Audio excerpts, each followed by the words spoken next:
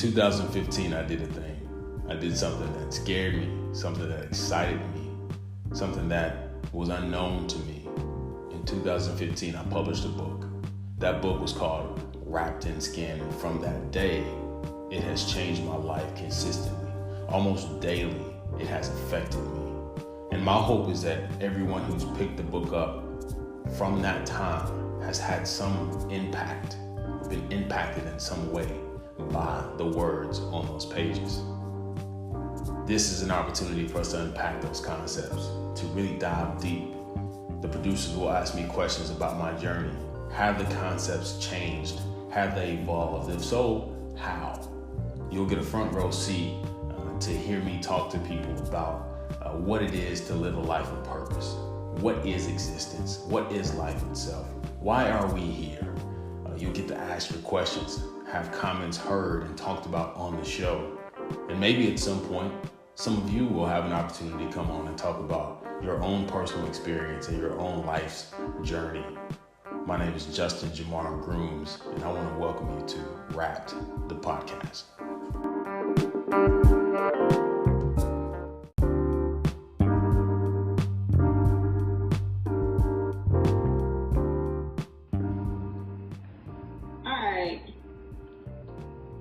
So we talked about purpose, being on your purpose path. Well, first of all, how are you doing? I'm good. How are you? How's life? Everything good? Yeah, that's fantastic. Yeah? How was your life? Busy. I'm still jet lagged, I think. You want to talk about your trip? We can talk about my trip.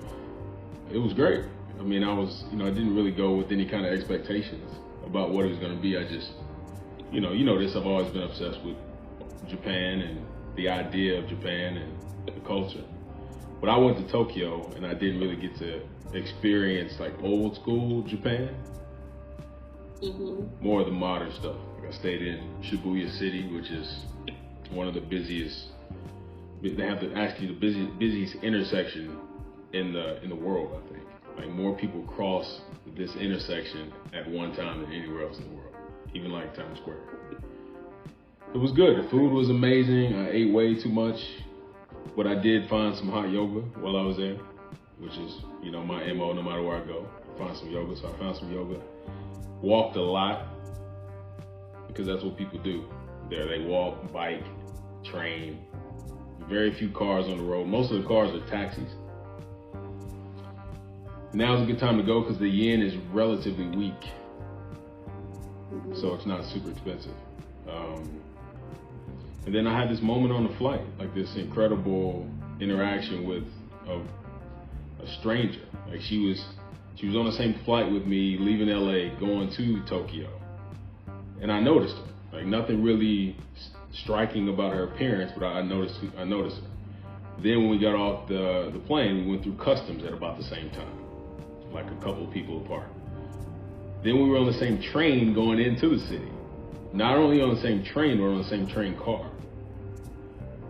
But still, it is what it is. I was thinking maybe I noticed her because she was American. She's a white lady from America.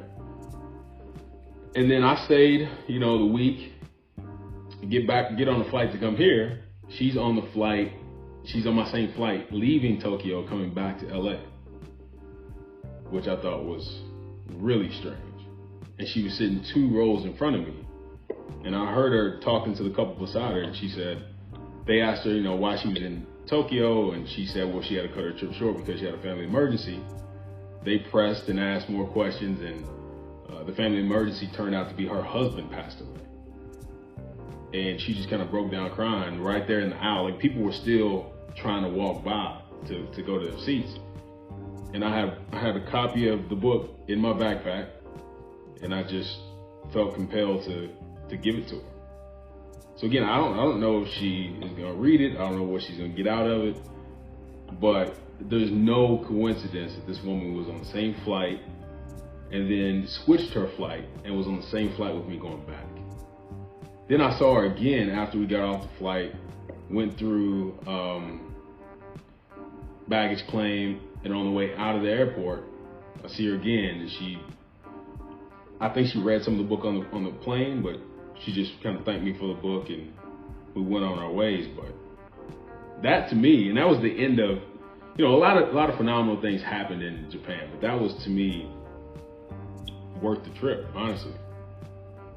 So I don't know, it's cool, but it's a little stuff like that I notice now that I didn't notice. We kind of talked about that before, like just being aware of when you're supposed to tap into the divine, right? Because that's a divine encounter. But I may not have noticed that a few years ago. So yeah, Japan was good. Worth the trip for sure. I'm glad you had a good time in Japan. It's funny that is what you shared, because what I was going to ask you about is about how about being available and usable in your purpose to God. It's like on the evening meditation on number 2 in your book. Uh-huh. And it just completely lines up with what you were saying. You obviously have gotten to a place where you are available and usable, because in that situation you were able to be used. So how does one become available and usable to be used for their purpose? Yeah, I think it's kind of two part, right? You have to, one, get to a place where you have tapped in enough, connected with God enough, and that's through meditation, that's through fasting, whatever you need to do to kind of connect with your source. That's one. That's how you become more aware, right, of what's going on around you. But the second part, and I think the most important part, is that you have to grow in your confidence. So there are times where you know that you're supposed to do something or do a thing. You become keenly aware that I'm supposed to take action at this time. But you actually have to take action. And a lot of times people don't take action because they lack the confidence, they're fearful, they don't know if they are capable, they don't know how people will respond to their actions. So it's two parts, right? It's just building up that confidence, that trusting your intuition, and then building up the confidence to actually go forth and put some effort into what your spirit is telling you that you should be doing. But that just comes over time, right? I think you don't wake up one day and be this extremely confident person who's completely trusting your intuition. A lot of people just don't trust themselves, if we're being 100% honest. Like this is going down a rabbit hole, but they look for trust in other people when they don't even trust themselves. I've been in that position where I'm wanting to trust someone else, but when I really looked at myself in the mirror, it's like, do I trust my decision? Do I trust what is what I'm putting out, the energy I'm giving off? Do I trust that? So if I don't trust myself, I definitely can't trust this instinct on the inside of me, because it's ambiguous. You have to decipher it sometimes. So I think, being able to trust yourself, then gaining that confidence, that actually go out and put forth the effort to do what needs to be done. It's a journey. How do you build trust in yourself? Well, one way I used to talk about this mirror exercise all the time. I mean, people do this in different types of forms, but for me, it was really about, I wanted to figure out what I was giving off, like what energy I was giving off. And you look at yourself in the mirror when you're shaving, when you're brushing your teeth, when you're doing your makeup, but intently look at yourself in the mirror. If you can strip yourself naked and look in the mirror, that's even better. And then the goal is to see how long it takes you before you become uncomfortable with this interaction. And for me, when I initially did it, which was probably 10 years ago, it was like 10 seconds. And I was uncomfortable with me. Grown man, been in this body all my life, and it wasn't about my body, it was about the energy I was giving off. And I had to start spending time with myself. I really started investing in me. We invest a lot of time in other people, but we don't invest often in ourselves. So just investing time in yourself, spending time getting to know yourself. The mirror exercise is good. Like at a certain point, you get to a place where you cease to become uncomfortable with with what you're looking at. And this feeling that you get back from the mirror is a good feeling, and not one that gives you some sort of awkward or weird feeling. So that's what I did. Are you familiar with this mirror action? Have you done any of this mirror work? No. No. Or some form of it? No? I mean, I do it every day. I'm not really like big on clothes, so. Yeah, but I don't know if that would be like the one for me. But not just walking around your house naked. Yeah, if you do that more, we know you do that. You just said you did that. But I mean, less about just the nakedness, but about the intention behind why you're looking at yourself in the mirror. Like when I look at, I do that. Go ahead. I'm sorry. No, go ahead. I think I do that every now and again. Like I'll catch myself, like maybe after I got out of the shower, just like looking. And these days, when I remember there was a point in my life where I was looking, I would just critique everything that I saw in the mirror. Like, not that. Now, I don't critique so much. I do a whole lot more like, thank God I have a body to use. Just more gratitude, I guess. Mm-hmm.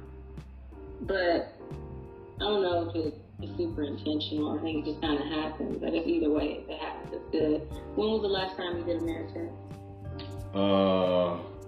I did it when I was in Japan, actually. You know, the back to Japan, one of the most difficult things about being there now is that even, you know, post-pandemic, they almost like 90% of them still wear a mask. So if you don't speak the language, it's really hard to connect with people. Because a lot of it is based on their reactions, facial expressions, and all that stuff. So if you don't have that, it's hard to connect. So I wanted to find out what kind of energy I was giving off, if that makes sense. I wanted to see how people felt when they interacted with me. So sometimes if I feel disconnected from my environment, I'll do it because maybe it's the energy I'm giving off. So usually when I travel to other places, I do that like right away. So I did when I was in Japan. So what are the results? What's the energy you're getting? It was good energy. My energy is good these days. When it's not, I tend to stay in the house. How do you know what's good? It feels good to me. Have you audited? Yeah, oh, okay. It feels good to me. I mean, you know, every person has their interpretation about how you're feeling, but some people don't even take the time. You know, they just make assumptions. If they have a conversation with you, they may feel differently, but from a distance, you can make an assumption about someone, who they are, you know, and it could be your energy that you're giving off, right? So it's easy to judge someone else's vibe. We talk a lot about vibes, like what kind of vibe. But if your vibe is bad, you can be projecting onto them. So sometimes we need to check ourselves versus saying someone else's energy is bad. It could be you're projecting your energy onto them, or vice versa. So yeah, so for me, it's just assessing myself. You know, if someone else feels comfortable telling me like, yeah, you need to do something different, your energy's a little off, and it's somebody I trust and I'm around a lot who has an accurate assessment of me and can compare it to where I normally am, then I'll listen to it. But it usually takes that. How do you ensure that when you've gotten to the point where you're assessing yourself, it doesn't come off as arrogant to people? Because, you know, obviously you can't control how you're perceived by people, but you do have some control over the way that you present yourself. And I think we can both agree that when you have gotten to a place where you've been through things, and then you get to this place where you feel reassured, self-assured, you feel aware, mm-hmm. that confidence, just like you were saying, sometimes that confidence, especially when it's new for you, can be hard to control, right? It can be hard to not tame it, because you don't want anyone to dim their light, but it can be hard to communicate it in a way that's maybe palpable for other people. So how do you make sure that doesn't come off as arrogance, or do you not care? Yeah, I don't think that's my concern. I don't think that's my job. And maybe arrogance wasn't the best word either. Maybe I should have just said make sure that it's communicated in a way that is aligned with what you're trying to give off. Yeah.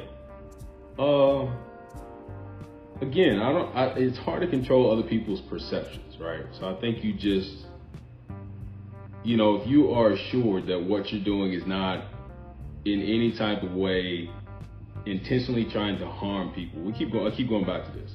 Don't hurt yourself, don't hurt other people, add more to the world than you take away. If you can confidently say you're doing that, you said it. Like the last thing you want to do is dim your light because someone else feels some kind of way about your confidence. When I was in high school, that's when I first started working on my confidence, because it was lacking. I was a small kid. First, I was like a relatively chubby kid when I was in like 6th, 7th grade. Then when I got to high school, I was a small kid. So I weighed less in 9th grade than I did in 6th grade. So I was like small in high school for about a year and a half, 2 years. I had just lost my mom when I got to high school. So my confidence was lacking. So when I looked at my peers, that was the thing that I kind of zeroed in on. Like, I just need to make sure my confidence is better. And so I started working on it, consciously working on it. But then, to your point, when I got to college, I did get some feedback from people like, yo, you're arrogant or you're cocky. And I was like, thank you, because it means I've accomplished what I set out to do. But you have to start dialing it back. And I think, again, the more you know yourself, part of the reason I was coming across arrogant and cocky in college is because I didn't know myself. So a lot of it was bravado, like trying to project something that I wasn't necessarily internally identifying with. So it's just at this point though in my life, I know myself well enough that if you feel uncomfortable, it's 9 times out of 10 probably you, and there's nothing I can do about that. There's nothing, and I don't really lose any sleep at night about people who feel some kind of way. It is what it is. Because again, at this point in life, you don't have to be around someone you don't want to be around. You get to choose, right? So if you say, yeah, a little too much, he got a little too much going on over there, that's cool. But I don't put a governor on it anymore, because I know my intention. You know what I'm saying? What about you? How do you feel about it?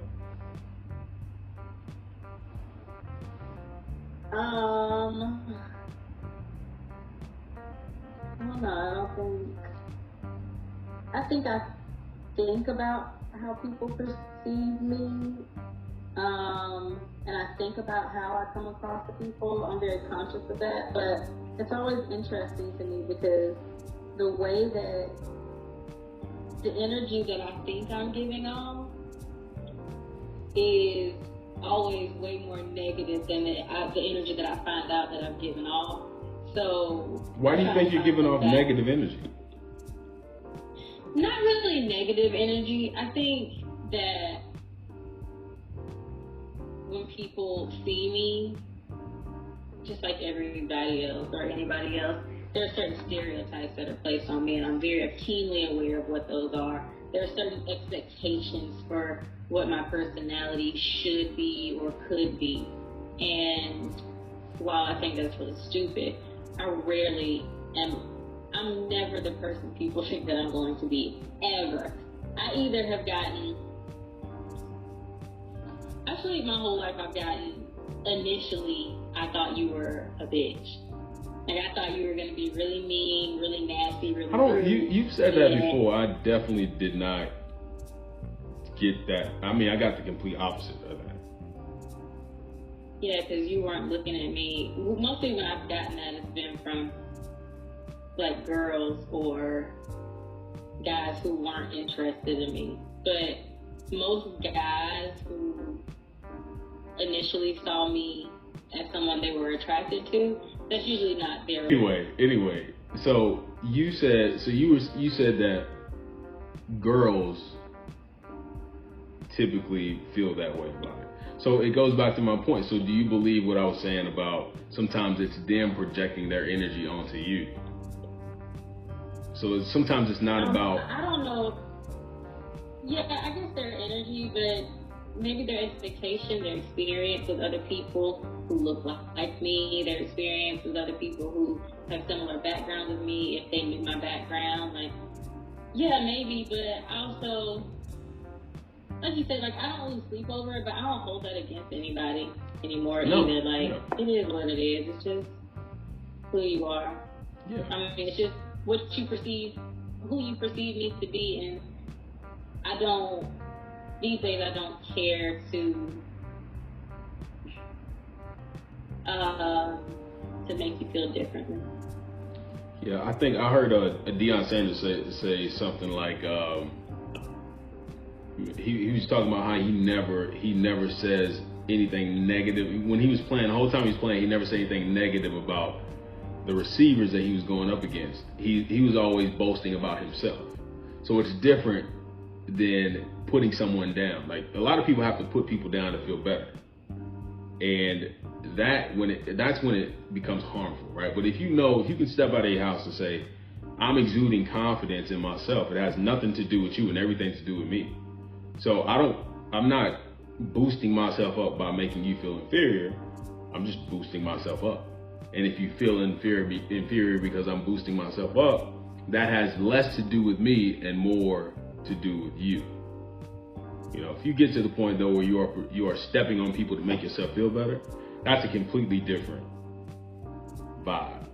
But yeah, I don't feel like I do that. At least I hope I don't do that. If I do, and you're listening to this, give me the feedback. I'll take it. Maybe. If I know you. If I don't know you, I might not take it. No, you won't. I will. If I know you, if I value your opinion, if you have something to compare it against, like if we just met and you know me for that long, or you've only seen me online, or you've only experienced me through some other, I mean, you have to actually know what you're assessing, right? You have to be able to assess it and compare it to whatever I used to be or how I used to act. So some might say that if it's someone who has been following you online for a long time and has, maybe you don't know them, but they've seen your journey, if they were to provide feedback, then some would say that would be free game. Would you not? I would disagree. Why? You put it out there for them to see and be a part of. Yeah, I know, but they're not in my life that way, right? They only see, and I don't post on social media a lot anyway, so they only see clips of who I don't compare to everybody else. I literally, part of my problem, every time I talk to somebody who's in marketing or branding, they're like, you're consistently inconsistent. And so I don't post a lot like that, but when I do, you're only seeing a very small portion of my life and who I am. And you're typically not even seeing me interact with other people, right? So it's really hard to assess through an online platform who anybody is. Even if you think these people are they're posting every day, they're giving you their entire life, they're not giving you their entire life. They're giving you enough to make the assessment they want you to make, right? Now, I don't have time to curate it like that, but I'm saying if you're not in my vicinity on a regular basis, or at least have been for a sustained amount of time, at some point in my life, it's really hard for you to assess an accurate assessment. It's like me only knowing you online, and then, like you said, then making an assumption about who you are based on your social media presence. I think that's short-sighted. So, yeah, no, I wouldn't. You could be following me since I got on Facebook back in the early 2000s and still have no idea who I am, You've been on Facebook since the early 2000s. Mm-hmm. Wow. I got on Facebook when you had to have a university email, and it was only certain universities. I remember when our university got on the Facebook list where we could actually sign up. There was still only a handful of schools that were doing it. Yeah. And I was one of the last ones that in my friend group to even get on it. But what, that had to be 2000, the end of 2004? 2000, 2004, 2005, something like that. Yeah, because I got on in 2006 when I graduated from high school. Mm-hmm. I got my college edu email address. Crazy. That was all I had. That's all you got? Yeah. So like that was short and sweet to the point. Anything you want to talk about in the world? I mean, I want to ask you how are you feeling? I feel like I feel like no, it is about you. No, we gotta talk about it. The people can't see you. They might as well hear what you got going on. Because let me tell you this, I do know you. I have spent some time in your vicinity, and your energy is different. How do you feel about that? How do you feel about me saying that your energy is different? My energy is different now? Yeah. Would you care to describe how? I mean, it's not that I don't care. You can tell me how if you like. No, I'm just asking. Do you don't sense it? You feel even keel, like you know? No, I'm tired. Oh, well, see that. There we go. That adds clarity to it. I'm in the midst of starting 4 businesses. Okay. No, starting 3, rebranding 1, and I don't think I've ever done anything this foolish in my life. But I'm having a ball. I'm just. Why is it foolish? It's not foolish. I'm really being facetious. Words have power. They do have power. Honestly, if I were not in the place that I'm in right now, which is a place where I'm just so deeply connected, I feel like, then it would be foolish because I'd be doing it on my own. But it's a different kind of, it's a different space in that a lot of things are changing in my life. A lot of things are leaving my life, and a lot of things are coming into my life that if you had asked me even last week, I would have been like, that's crazy. That's bananas. But yeah, I was listening to a podcast today, and the speaker was saying that you have to really mourn, like when you're in a transition phase and you're leveling up, you really have to take the time to mourn the things that you lose, the people that you lose,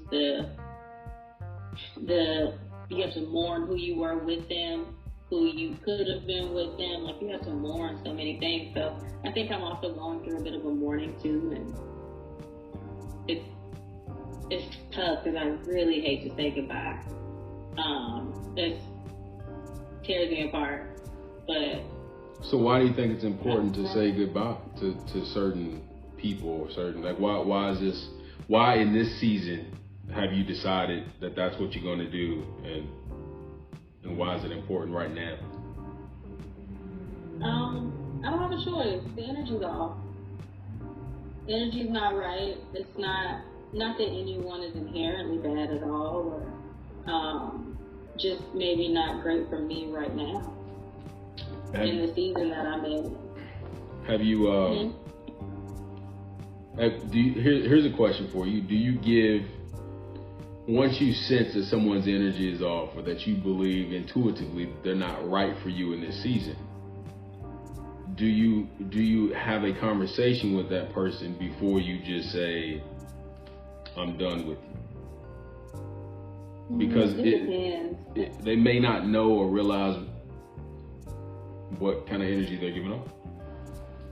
Yeah, no.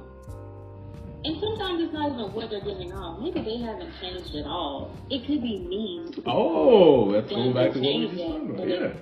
I mean, that's what all this is about. Like, I'm not unaware. Like, I don't like awareness in that space. I'm not gonna ever say somebody completely changed and so I'm changing. No, it's me who's changing, and we're just not aligned. They're like, that's why I said they're not inherently bad, because obviously we were great friends or partners or whatever it is, whatever we were, and it's just I'm a little bit different. What I need in this season, what I need in this space is not, and what I can give in this season and in this space is not what I could want to give. Learning to say no has been the thing for me. But yeah, I think that's key. Like that, what you just said, I've had to actually, it's been, in this season for me, it's been more about learning my threshold and where I can't give what is needed to that situation, relationship, commitment, whatever it is. That it may not be that I don't want to do it, or that I'm not interested in it, or that it's not something that's appealing to me. It's just, if I engage in it, it's going to end bad for both of us, because I don't have the bandwidth to give what is required of it. And that's hard, because the person or the people, the situation may have all the bandwidth in the world to accept it, and they may have the bandwidth to reciprocate, but they don't. It's hard for them to rationalize and understand when you don't, right? And to see, because it looks like, people used to say all the time, it's not you, it's me, and that sounded often like a cop out, but that's real. Like sometimes if you are a person who is aware, maybe there's a better way to say it than it's not you, it's me, but that could be the reality. It's like, look, I want this, but it would be selfish of me to pursue it or to engage in it. That's honestly been the most difficult part for me in this season.